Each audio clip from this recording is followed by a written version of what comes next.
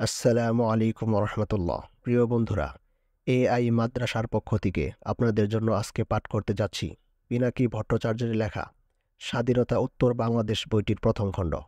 বইটি ইউকে থেকে প্রকাশ করা হয়। আমি শিওর আপনারা ওনাকে চিনেন। গত আওয়ামী লীগ সরকারের বিরুদ্ধে যেভাবে উনি বলিষ্ঠ ভূমিকা রেখে সরকারের প্রতিটি সেক্টরের দুর্নীতির বিষয় নিয়ে কথা বলেছেন, আপনারা সবাই সেই ব্লগার ও লেখক পিনাকি ভট্টাচার্যকে চিনেন। ওনারই লেখা বইটি আজকে পড়তে যাচ্ছি। বইটি উনি বাংলাদেশের ইতিহাসের বিভিন্ন অ্যাঙ্গেল থেকে সত্য যে ইতিহাসটা সেটাকে তিনি তুলে ধরার চেষ্টা করেছেন। আমার ধারণা আপনারা সবাই এই বইটি উপভোগ করবেন এবং অজানা অনেক সত্য ইতিহাস জানতে পারবেন। বইটির ভূমিকায় তিনি লেখেন, বাংলাদেশের ইতিহাস লেখার কাজ একাধারে বিপজ্জনক এবং দুরূহ। বাংলাদেশের ইতিহাসের যে বয়ানগুলো হাজির আছে তার সিংহভাগ উদ্দেশ্যমূলক ও খণ্ডিত। এই খণ্ডিত ইতিহাসে বেশিরভাগ সময় ভীরুরা নায়ক আর বীরেরা ভিলেন বা খলনায়ক হিসেবে পরিচিতি পেয়েছেন। আমাদেরকে রাজনৈতিক জনগোষ্ঠী হিসেবে গড়ে তোলার ক্ষেত্রে অবদান যাদের সবচেয়ে বেশি, সেই তিতুমির, হাজী শরীয়তুল্লাহ, সৈয়দ ইসমাইল হোসেন সিরাজীরা আমাদের খণ্ডিত সেই ইতিহাসে হয় অনুপস্থিত নয়তো উপেক্ষিত। আমাদের ইতিহাসের তথাকথিত সেকুলার বয়ান দাঁড়িয়ে আছে অসাম্প্রদায়িকতা আর হাজার বছরের বাঙালি ধারণার উপর ভিত্তি করে। সেই বয়ানে জমিদারি উচ্ছেদের লড়াইয়ে নেতৃত্বাধীন মুসলিম লীগকে সাম্প্রদায়িক বিভেদকারী রাজনৈতিক দল হিসেবে উপস্থাপন করে বাতিল করে দেওয়া হয়েছে। সেই বয়ানে উল্লেখ করা হয়েছে শেখ মুজিবের শাসনকাল ছিল স্বর্ণযুগ। তাহলে আসুন এই বইয়ের হাত ধরে প্রবেশ করি সেই কথিত স্বর্ণযুগে। দেখে নেই কেমন ছিল সেই দিনগুলো। মুছে দেওয়া আর ভুলিয়ে দেওয়া সেই ইতিহাসের জগতে আপনাকে স্বাগতম জানাই। গল্পের মতো করে লেখা সেই ইতিহাস আপনাকে কখনো বিস্মিত করবে, কখনো আতঙ্কিত করবে, কখনো বা কাঁদাবে। আর নিশ্চয়ই আপনি বুঝতে পারবেন এত রক্ত আর ত্যাগের বিনিময়ে সেই স্বাধীন রাষ্ট্র গড়ার তৌফিক হয়েছিল। আমাদের কোন আদি পাপে সেই রাষ্ট্র প্রায় ধ্বংসের মুখে এসে দাঁড়িয়েছে। অতীতের ভুলগুলো জেনে আগামী প্রজন্ম নতুন এক ভবিষ্যৎ বাংলাদেশ গড়ে তুলবে, এটাই হোক সবার আকাঙ্ক্ষা। প্রথম পরিচ্ছেদ, পাকিস্তানিদের আত্মসমর্পণ। বেদনাদায়ক হলেও বাংলার এই বিভাজন ছিল অবশ্যম্ভাবী, অনিবার্য। ভালো হতো যদি আমাদের শাসকরা সময়মতো এটা উপলব্ধি করে ভারতের হাতে অস্ত্রোপচারের দায়িত্ব না দিয়ে শান্তিপূর্ণভাবে বাঙালিদেরকে যেতে দিত। 1971-এর 16 ডিসেম্বর, সেদিন ছিল বৃহস্পতিবার। ঢাকার অদূরে ডেমরায় কিছুক্ষণ আগেই সূর্যোদয় হয়েছে। শীতের কুয়াশা ভেজা সকাল, আধার তখনও ভালোভাবে কাটেনি। দ্বিতীয় ইস্ট বেঙ্গল রেজিমেন্টের প্রায় 800 সৈনিকদের সঙ্গে 3 নম্বর সেক্টরের আরও কিছু মুক্তিযোদ্ধা সমবেত হয়েছেন। কাঠঢাকা এই শিশিরসিক্ত শীতের ভোরে আধো আলো অন্ধকারে ঢাকার দিকে মুক্তিযোদ্ধাদের এই দলটি মার্চ করে যাওয়ার প্রস্তুতি চলছে। ইতিমধ্যেই খবর এসেছে পাকিস্তানি বাহিনী মিত্রবাহিনীর কাছে নিঃশর্ত আত্মসমর্পণ করতে যাচ্ছে। যদিও তখন পর্যন্ত জেনারেল নিয়াজি নিজ থেকে আত্মসমর্পণের কোনো ঘোষণা দেননি, কিংবা মিত্রবাহিনীর সঙ্গে পাকিস্তানি সেনাবাহিনীর আত্মসমর্পণ নিয়ে কোনো আনুষ্ঠানিক আলোচনাও হয়নি। তবুও পাকিস্তানি বাহিনীর পরাজয় যে অবধারিত সেটা সকলের মনেই বদ্ধমূল ছিল। সকলের মধ্যেই বিজয়ের আনন্দের এক অনিবর্চনীয় অনুভূতি। মুক্ত ঢাকায় প্রবেশের উত্তেজনায় যেন টকবক করে ফুটছে মুক্তিযোদ্ধারা। একে অন্যকে জড়িয়ে ধরছে, অনেকের চোখে আনন্দশ্রু। 9 মাসের মরণপণ লড়াই তাহলে শেষ হলো। হঠাৎ তারা লক্ষ্য করলেন ঘন কুয়াশার বুক চিরে একটা সামরিক জিপ আসছে পূর্ব দিক থেকে। সতর্ক হয়ে জিপটিকে লক্ষ্য করতে থাকলেন সবাই। জিপ একটাই, আর সেটা নির্ভয়ে আসছে দেখে সবাই ধরে নিলেন এটা মিত্রপক্ষীয় সামরিক যান। আরও কাছে আসতেই দেখলেন তাদের অনুমান নির্ভুল।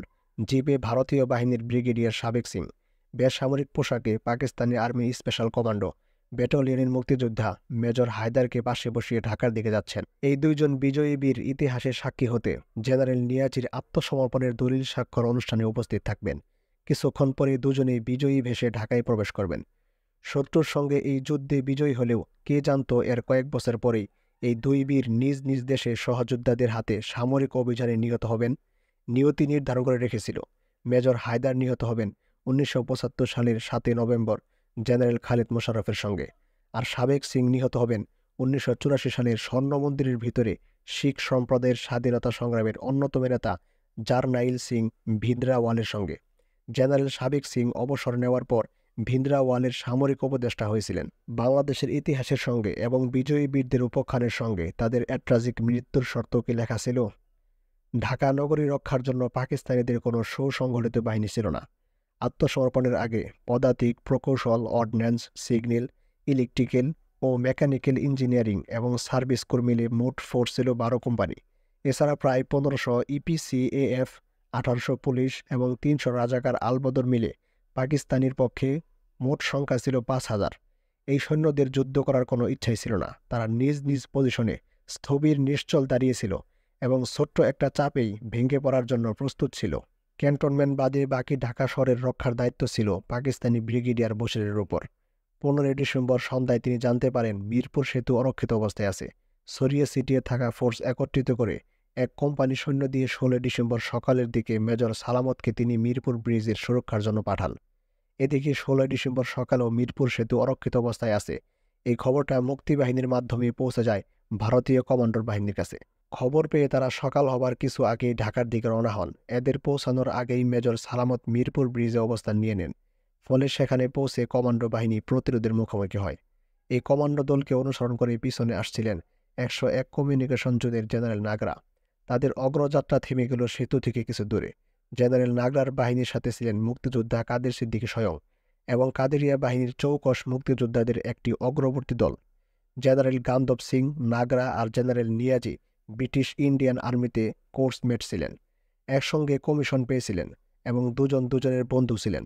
নাগরা নিয়াজিকে আবদুল্লাহ বলে ডাকতেন। আজ ভাগ্যের পরিহাসে দুই বন্ধু যুদ্ধরত দুই শিবিরে। এক বন্ধু পরাজিত, আরেক বন্ধু কিছুক্ষণের মধ্যেই বিজয়ী ভেসে নগরে ঢুকবেন। নাগরা মিরপুর আমিনবাজার ব্রিজের উপর থেকে নিয়াজিকে যে চিঠি লিখেছিলেন সেটি ছিল কোনো বন্ধুর কাছে লেখা বন্ধুর চিঠি।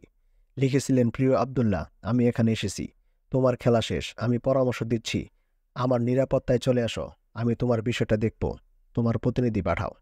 সকাল 9টায় চিরকুটটা জেনারেল নিয়াজির হাতে আসে। সেই সময় তার পাশে ছিলেন major general Jamshed, major general Rao, Farman ও rear admiral Sharif. Major general Rao Farman নিয়াজিকে ইংরেজিতে জিজ্ঞেস করলেন, আপনার কোনো রিজার্ভ বাহিনী আছে কি? জেনারেল নিয়াজি নিরুত্তর। রিয়ার অ্যাডমিরাল শরীফ পাঞ্জাবিতে কথাটা অনুবাদ করে বললেন, কোজ পাল্লে হায়, থলেতে কিছু আছে কি? নিয়াজি বৃহত্তর ঢাকার রক্ষক জেনারেল জামশেদের দিকে তাকালেন। জেনারেল জামশেদ মুখে কিছু না বলে এদিক ওদিক মাথা নাড়লেন, যার অর্থ হলো কিছুই নেই, শূন্য। ফরমান আর শরীফ তখন একসঙ্গে বলে উঠলেন, যদি এই হয় তাহলে যান, নাগরা যা বলে তাই করেন গিয়ে। জেনারেল নিয়াজি জেনারেল নাগরাকে অভ্যর্থনা জানানোর জন্য জেনারেল জামশেদকে পাঠালেন। ঢাকা শহরের মতিঝিলের পোস্ট অ্যান্ড টেলিগ্রাফ কলোনি টেলিগ্রাফের বিহারী প্রকৌশলী ইমতিয়াজ আলম খানের সরকারি ফ্ল্যাটে দূর থেকে ফজরের আজানের শব্দ ভেসে আসছে। আসসালাতু খায়রুম মিনান নাওম। আজানের শব্দ ভেদ করে দরজায় উত্তেজিত করাঘাত। ইমতিয়াজ আলম খান দরজা খুলতেই দেখতে পেলেন বাঙালি প্রতিবেশী মুহাম্মদ আলী খান মাল্লুর উত্তেজিত চেহারা। মাল্লু সাহেব ধীরস্থির মানুষ, কিন্তু আজকে তার চেহারা উত্তেজনায় টকবক করছে। ইমতিয়াজ, তুমি খবর শুনেছ? কি খবর মাল্লু ভাই? আকাশবাণী থেকে বলছে পাকিস্তানি আর্মি আজকে সারেন্ডার করবে। হু হু করে হেসে উঠে ইমতিয়াজ আলম খান বললেন, মাল্লু ভাই, আপনি কি আকাশবাণীর কথা বিশ্বাস করেন? তখন ইমতিয়াজ আলম খান সামান্য বুঝতে পারেননি এটাই তার সর্বশেষ হাসি। আর কয়েক ঘন্টার মধ্যেই তার জীবন উলটপালট হয়ে যাবে। আরে না, বের হয়ে দেখো, খুব নিচু দিয়ে ইন্ডিয়ান বিমান উড়ে যাচ্ছে। পাকিস্তানি আর্মির এন্টি এয়ারক্রাফট গানগুলো গুলি ছুড়ছে না।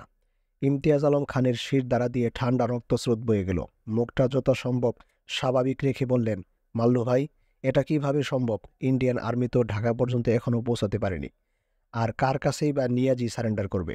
ইমতিয়াজ আলম খানের এই শীতল জবাব মোহাম্মদ আলী খান মাল্লুকে তৃপ্ত করতে পারল না। বিড়বিড় করতে করতে বাসায় ফিরে গেলেন তিনি। এরপর আর বিছানায় যাওয়া হয়নি ইমতিয়াজের। বারবার বারান্দায় গিয়ে দিগন্তের দিকে চেয়ে থেকেছেন, কি যেন খুঁজতেছিলেন। অবশেষে সকাল 10টার দিকে সেই প্রতীক্ষিত আতঙ্ক বজ্র উড়ে এলো খুব নিচু দিয়ে ভারতীয় ফাইটার জেট। এত নিচে যে পাইলটের চেহারা পর্যন্ত দেখা যাচ্ছে। নিচ থেকে কোনো গুলি নেই, কুণ্ডলি পাকিয়ে ধোয়া নেই, বোমা বর্ষণ নেই, কিন্তু প্লেনের পেটের ভিতর থেকে অসংখ্য টুকরো কাগজ উড়ে এলো। ঢাকার আকাশ ছেয়ে গেল লিফলেটে বাংলা, ইংরেজি আর উর্দুতে লেখা পাকিস্তানি বাহিনীকে আত্মসমর্পণের আহ্বান। ঠিক 9:30টায় মিরপুর ব্রিজের দিক থেকে ঝড়ের গতিতে ছুটে আসা গাড়ির গর্জন শুনে মিরপুর ব্রিজের পশ্চিম প্রান্তে মিত্রবাহিনীর সৈন্যরা উদ্বিগ্ন হয়ে উঠল। পরক্ষণে মাটি কাঁপিয়ে কয়েক ঝাঁক গুলির শব্দ। 4-5টি মেশিনগান একসঙ্গে বিকট শব্দ গর্জে উঠে থেমে যায়। চকিতে ঘটে যাওয়া ঘটনার পর আবার থমথমে নীরবতা। গুলি ছুটতেই দ্রুত ধেয়ে আসা গাড়ি দুটি নিশ্চল হয়ে যায়। মিত্রবাহিনীর ভুল ভাঙ্গে। গাড়ি দুটি শত্রুদের নয়, মিত্রবাহিনীর। গাড়িতে কোনো সাদা পতাকা বা কাপড় না থাকায় শত্রু ধেয়ে আসছে ভেবে মিত্রবাহিনীর সৈন্যরা গুলি ছুড়ছিল। পাকিস্তানি হানাদাররা আত্মসমর্পণ করছে। এই দারুণ সুখবরটি পৌঁছে দেওয়ার জন্য ঝড়ের বেগে ছুটে আসছিল ওরা। আসার পথে আনন্দের আবেশে কখন গাড়িতে সাদা পতাকার বদলে লটকানো সাদা জামাটি প্রচণ্ড বাতাসে উড়ে গেছে তা তারা জানতেও পারেনি। ভুল যখন ভাঙল তখন যা হবার হয়ে গেছে। ৩ জন সঙ্গে সঙ্গে শহীদ হয়েছে। আমিনবাজার স্কুলের পাশে 2টি জিপই নিশ্চল হয়ে আছে। একটিতে 3 জনের মৃতদেহ, রক্তে জিপ ভেসে গেছে, তখনও রক্ত ঝরছে। এত যন্ত্রণার মাঝেও আহত একজন জিপের স্টায়ারিং ধরে বসেছিল। দারুণ সুখবরটা যত তাড়াতাড়ি দিতে পারবে ততই যেন সহযোদ্ধা হারানোর দুঃখ ও গুলিতে আহত হওয়ার নিদারুণ যন্ত্রণার উপশম হবে। আহত যোদ্ধার গলার স্বর জড়িয়ে আসা সত্ত্বেও যতদূর সম্ভব প্রত্যয় মিশানো কণ্ঠে বিজয়ী ভঙ্গিতে বলল, শত্রুপক্ষ আত্মসমর্পণে রাজি। তাদের দিক থেকে এখনো একজন কর্নেল আসছে। যে মিত্র সেনা এই সংবাদ দিল তার হাঁটুর নিচের অংশ বুলেটে এফুর উফুর হয়ে গেছে। তিনি তার ক্ষতস্থানে 2 হাত চেপে ধরে সর্বশেষ সংবাদ দিলেন। 2000 বছর আগের ইতিহাস যেন ভিন্ন পরিপ্রেক্ষিতে ও ভিন্ন পটভূমিতে জীবন্ত হয়ে উঠল। ম্যারাথন থেকে এথেন্স নয়, ঢাকা থেকে মিরপুরে গুলিবিদ্ধ যন্ত্রণাক্লিষ্ট দেহের দ্রুত নিঃশেষিত শক্তি শেষবারের মতো একত্র করে শত্রুপক্ষের আত্মসমর্পণ তথা পূর্ণ বিজয়ের দারুণ সংবাদ দিলেন এই যুগের মহাবীর, এই শতাব্দীর ফিডিপাইডিস। আহত ও নিহতদের সরিয়ে নেওয়ার জন্য হেলিকপ্টার আনা হলো। হেলিকপ্টার আমিনবাজার স্কুলের পাশে পাকা বাড়ির সামনে মসজিদের মাঠে নামিয়ে আহত ও নিহতদের উঠিয়ে দেওয়া হলো। হেলিকপ্টার মির্জাপুর হাসপাতালের উদ্দেশ্যে উড়ে যাওয়ার কয়েক মিনিট পর ঢাকা থেকে মার্সিডিস বেঞ্জ জিপে দখলদার পাকিস্তানি বাহিনীর একজন মেজর জেনারেল, 2 জন লেফটেন্যান্ট কর্নেল, একজন মেজর, 2 জন ক্যাপ্টেন ও কয়েকজন সিপাহী আত্মসমর্পণের আনুষ্ঠানিক পর্ব সারতে এলো। পাকিস্তানি হানাদারদের পক্ষ থেকে সিএএফ প্রধান মেজর জেনারেল জামশেদ আত্মসমর্পণের প্রথম পর্ব সারতে আসলেন। মিত্রবাহিনী যথারীতি সারিবদ্ধভাবে দাঁড়ালো। মেজর জেনারেল নাগরার বামে ব্রিগেডিয়ার সান সিং, তারপর ক্লের, সবশেষে কাদের সিদ্দিকী। জেনারেল সামরিক অভিবাদন জানিয়ে কোমর থেকে রিভলভার বের করে প্রসারিত 2 হাতে নাগরার দিকে বাড়িয়ে দিলেন। মেজর জেনারেল নাগরা বুলেট রেখে রিভলভারটি জামশেদকে ফিরিয়ে দিলেন। এরপর আগের মতো 2 প্রসারিত হাতে তার টুপি দিলেন। নাগরা লাইন থেকে বেরিয়ে জামশেদের টুপিটি কাদের সিদ্দিকের হাতে দিলেন। জেনারেল ফ্লেক নাগরার হাতে দিলে সেটি তিনি ব্রিগেডিয়ার সানসিংকে দিলেন। জেনারেল জামশেদ সবশেষে তার কোমর থেকে বেল্ট খুলে দিলে নাগরা সেটি ব্রিগেডিয়ার ক্লিয়ারকে দেন। তিনি সাময়িকভাবে ব্যবহার করার জন্য জামশেদকে আবার তা ফিরিয়ে দেন। মেজর জেনারেল নাগরার গাড়ি থেকে যৌথ বাহিনীর জেনারেল ফ্লেক খুলে তা পাকিস্তানি বাহিনীর মার্সিডিস বেঞ্জে লাগিয়ে জামশেদকে নিয়ে সকলেই অবরুদ্ধ ঘাটের দিকে রওনা হলেন। যৌথ বাহিনীর জেনারেল ফ্ল্যাগ উড়িয়ে মার্সিডিস বেঞ্জ সকাল 10টা 15 মিনিটে নিয়াজির 14তম ডিভিশন সদর দপ্তরের সামনে এসে দাঁড়ায়। কর্নেল মেহতা এবং একজন পাকিস্তানি অফিসারকে পাঠানো হয় টঙ্গীতে। তাদের হাতে ছিল সাদা পতাকা, কিন্তু একটা ট্যাঙ্কের গোলা এসে আঘাত করে তাদের জিপে। জিপের আরোহী 3 জনে নিহত হয়। টঙ্গীতে শেষ পর্যন্ত যুদ্ধ শেষ হলো বিকাল 4টার দিকে। জেনারেল নাগরা কয়েকজন সৈন্য নিয়ে ঢাকায় প্রবেশ করলেন সকাল 10টা 40 মিনিটে। তিনি ঢুকলেন গৌরবের শিরোপা ধারণ করে। জেনারেল নিয়াজির অধিকৃত ঢাকার পতন ঘটল ঠিক তখনই। সকাল 9টা সাকুরা রেস্টুরেন্টের সামনে ও পাশের গলিতে মুক্তিযোদ্ধাদের কয়েকটা দল জড়ো হয়েছে। বর্তমান কাজী নজরুল ইসলাম এভিনিউ ধরে দলে দলে পাকিস্তানি আর্মি হেঁটে ক্যান্টনমেন্টের দিকে ফিরে যাচ্ছে। তাদের বাম হাতের বাজুতে সাদা কাপড় বাঁধা। আত্মসমর্পণের আগে ছড়িয়ে ছিটিয়ে থাকা পাকিস্তানি বাহিনীর অবশিষ্ট অংশকে একত্রিত করার জন্যই তাদের ক্যান্টনমেন্টে নিয়ে যাওয়া হচ্ছে। কে বলবে এই বিষণ্ণ, ভীত এবং নতমুখ সেনারাই গত 9.5 মাস ধরে অবর্ণনীয় বিভীষিকা সৃষ্টি করেছিল সোনার বাংলায়। এদের সবার হাতে রক্তের দাগ। 11টার দিকে শাহবাগের দিক থেকে কাজী নজরুল ইসলাম এভিনিউ ধরে ধীরগতিতে আর্মির একটি কনভয় এগিয়ে এলো। কনভয়ের প্রথম জিপটিকে আমরা কাকটাকা ভরে ডেমরা থেকে ঢাকার দিকে আসতে দেখেছি। সেই জিপে আছেন ব্রিগেডিয়ার সাবেক সিং আর মেজর হায়দার। কনভয়টি ডানে মোড় নিয়ে বিজয়ী বেশে নিউট্রাল জোন হোটেল ইন্টারকন্টিনেন্টালের সামনে এসে দাঁড়ালো। মেজর হায়দার আর সাবেক সিং অগ্রবর্তী দল নিয়ে ঢাকায় পৌঁছেছেন। তাদের মূল দায়িত্ব আনুষ্ঠানিকভাবে পাকিস্তানিদের আত্মসমর্পণের ব্যবস্থা করা। ধীরে ধীরে ইন্টারকন্টিনেন্টাল হোটেল এলাকায় মিত্রবাহিনী আর মুক্তিবাহিনীর সংখ্যা বাড়তে থাকল। মুক্তিযোদ্ধারা এর মধ্যেই শাহবাগে রেডিও পাকিস্তান ভবন থেকে পাকিস্তানের পতাকা নামিয়ে বাংলাদেশের পতাকা উড়িয়ে দিয়েছে। অবরুদ্ধ ঢাকায় স্বাধীন বাংলাদেশের প্রথম পতাকা পতপত করে উঠছে। রাজপথে উৎফুল্ল জনতা মিত্রবাহিনী আর মুক্তিবাহিনীর সঙ্গে কোলাকুলি করছে। পাকিস্তানি সেনাবাহিনীর একটা বড় দল সাকুরার সামনে দিয়ে হেঁটে ক্যান্টনমেন্টের দিকে যাচ্ছে। এমন সময় উৎসাহী জনতা তাদের ঘিরে ধরল প্রবল উত্তেজনায়। সবাই চিৎকার করে তাদের উদ্দেশ্যে করে বলতে লাগলো, বল শালারা, জয় বাংলা। ওরা ভয় পেয়ে তখন বলতে লাগলো, জয় বাংলা, জয় বাংলা। জনতা চেপে ধরলো, শালারা শুদ্ধভাবে বল জয় বাংলা। ওরা তাও বলে জয় বাংলা, জয় বাংলা। কেউ কেউ ওদের সঙ্গে শুদ্ধ ভাষায় জয় বাংলা বলানোর জন্য হাতাহাতি শুরু করে দিল। এমন সময় কে যেন ফাঁকা বাস্ট ফায়ার করলো। সঙ্গে সঙ্গে গর্জে উঠল পাকিস্তানি সেনাদের হাতে থাকা অস্ত্র। উৎসাহী জনতা ছত্রভঙ্গ হয়ে গেল। মিত্রবাহিনী ছুটে এসে পাকিস্তানিদের ঘেরাও করে ফেলল। অবস্থা বেগতিক দেখে পাক সেনারা অস্ত্র মাটিতে ফেলে চিৎকার করে বলতে লাগলো, জয় বাংলা, জয় বাংলা। গোলাগুলিতে বেশ কয়েকজন হতাহত হয়। একজন ভারতীয় সেনা অফিসার ঘটনাস্থলে নিহত হয়। পাকিস্তানি জেনারেল রাও ফরমান আলী তখন ইন্টারকন্টিনেন্টালে ছিলেন। তিনি ভারতীয় কয়েকজন অফিসারের সঙ্গে শ্রদ্ধা বিনিময়ের জন্য মৃত অফিসারের লাশের পাশে এসে দাঁড়ালেন। রাও ফরমান আলীকে দেখে জনতা আবার ফুঁসে উঠল। স্লোগান উঠল, রাও ফরমানকে ধরো, কুত্তার মতো মারো। রাও ফরমানকে ঘিরে ধরল উত্তেজিত জনতা আর মুক্তিবাহিনী। মেজর হায়দার উত্তেজিত জনতা আর মুক্তিযোদ্ধাদের আটকালেন। সাবেক সিং ইংরেজিতে বলতে লাগলেন, নো মোর ফাইট। রাও ফরমান আলীও বলতে লাগলেন, no more fight, peace peace. বাংলাতেও বললেন, আর যুদ্ধ নয়, শান্তি শান্তি। অতঃপর 16ই ডিসেম্বর সকাল 9:15টায় মিত্রবাহিনীর জেনারেল GFR জ্যাকব ভারতীয় বাহিনীর অধিনায়ক জেনারেল মানেকশর কাছ থেকে একটা ফোন কল পান। ফোনে মানেকশ সন্ধ্যার মধ্যে পাকিস্তানিদের আত্মসমর্পণ করানোর সকল ব্যবস্থা করতে তাকে নির্দেশ দেন। জ্যাকব বাংলাদেশের সশস্ত্র বাহিনী থেকে জেনারেল MAG উসমানী ও উপ অধিনায়ক উইং কমান্ডার AK খন্দকার যেন উপস্থিত থাকেন সেই ব্যবস্থা করতে নিজের দপ্তরকে ব্রিফ করে একটা হেলিকপ্টার নিয়ে যশোর হয়ে ঢাকার তেজগাঁও বিমানবন্দরে নামেন। জ্যাকবের সঙ্গে আসেন আরেক শিখ অফিসার, কর্নেল খাড়া।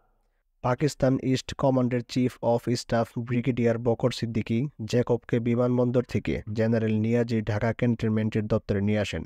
সেখানে কিছুক্ষণ আগে মেজর জেনারেল নাগরাও এসে উপস্থিত হয়েছেন। তখনও টঙ্গীসহ নানা অঞ্চলে যুদ্ধবিরতি অগ্রাহ্য করে পাকিস্তানি বাহিনী রক্তক্ষয়ী আক্রমণ চালাচ্ছিল।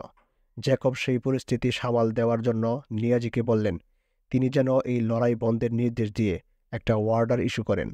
তখনও নানা জায়গা থেকে গোলাগুলির শব্দ ভেসে আসছিল ক্যান্টনমেন্টে।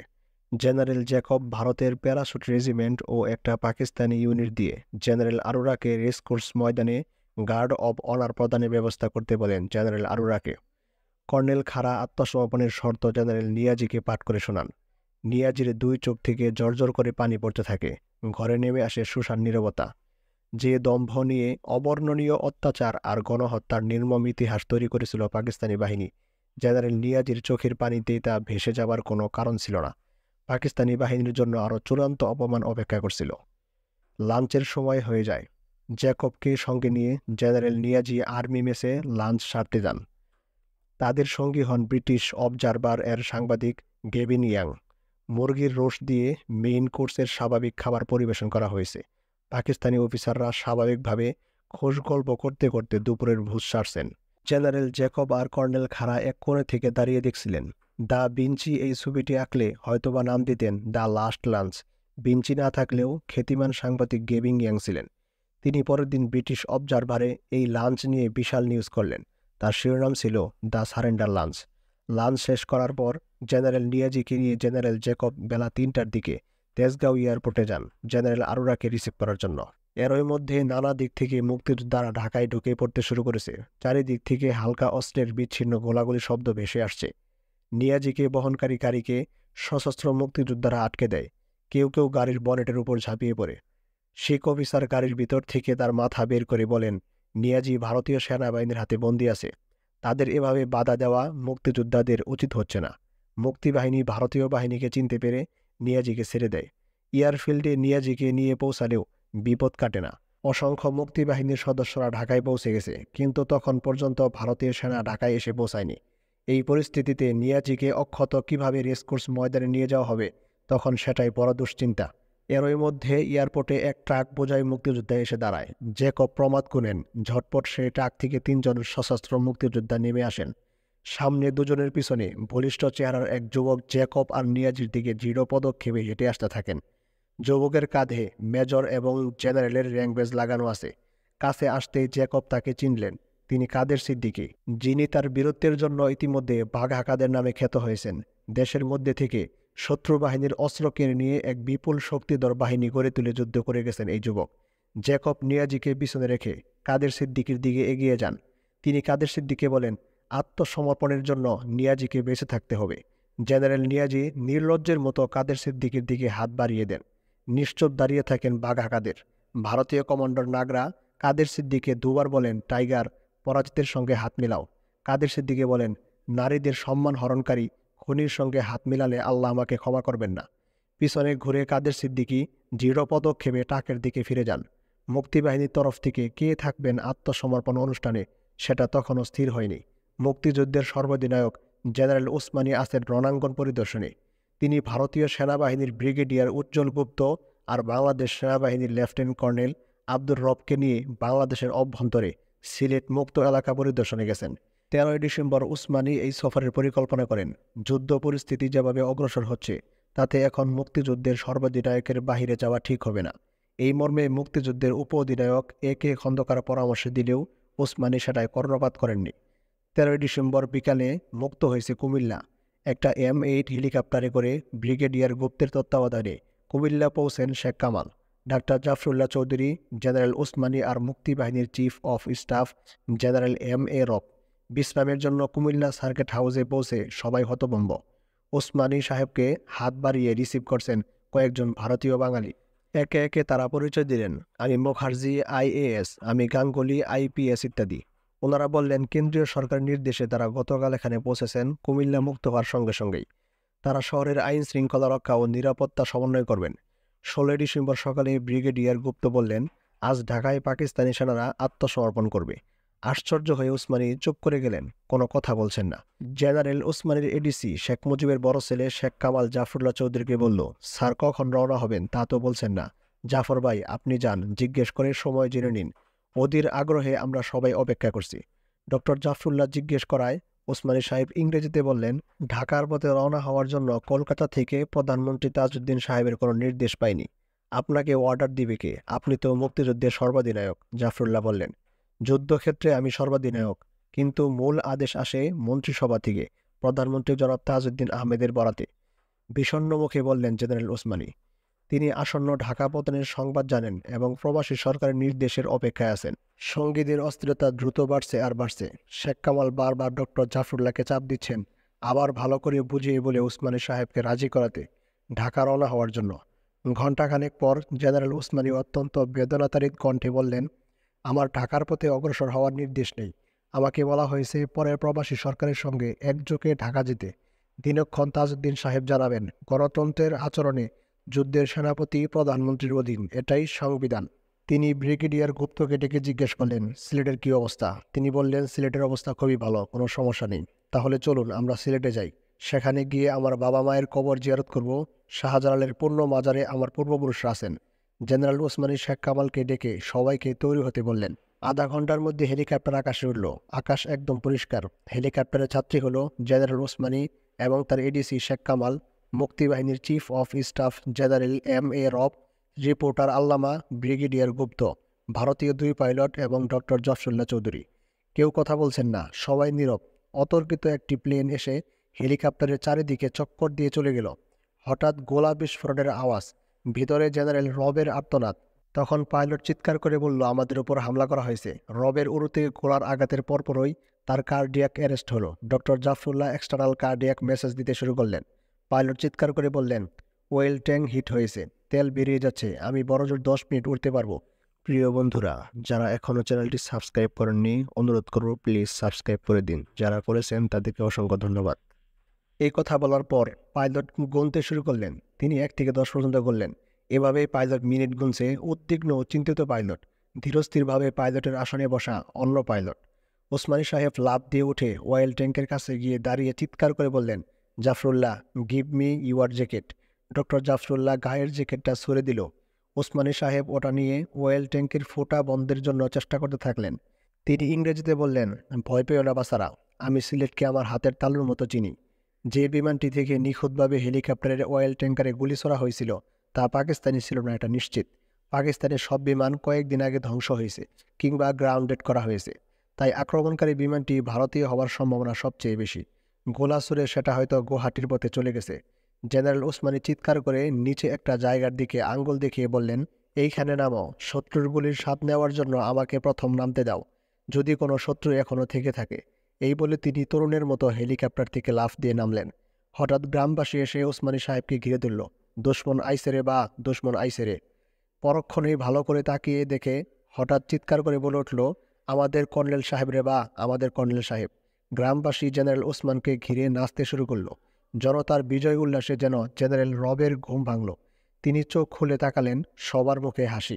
সিদ্ধান্ত হয়েছে মুক্তিবাহিনীর পক্ষে মুক্তিযোদ্ধাদের উপঅধিনায়ক AK খন্দকার আত্মসমর্পণের সময় ঢাকায় উপস্থিত থাকবেন। তিনি তখন অফিসে ছিলেন না। তাকে চারিদিকে খোঁজ করতে করতে কলকাতা নিউ মার্কেটের কাছে পাওয়া যায়। সেখান থেকে তাকে দমদম এয়ারপোর্টে চলে যেতে বলা হয়। তিনি তখন সিভিল ড্রেসে ছিলেন, তাই সামরিক পোশাক পরার সময় পাননি। পরিকল্পনা হয়েছে দমদম থেকে বিমানে আগারতলা গিয়ে আগারতলা থেকে হেলিকপ্টারে আসা হবে ঢাকায়।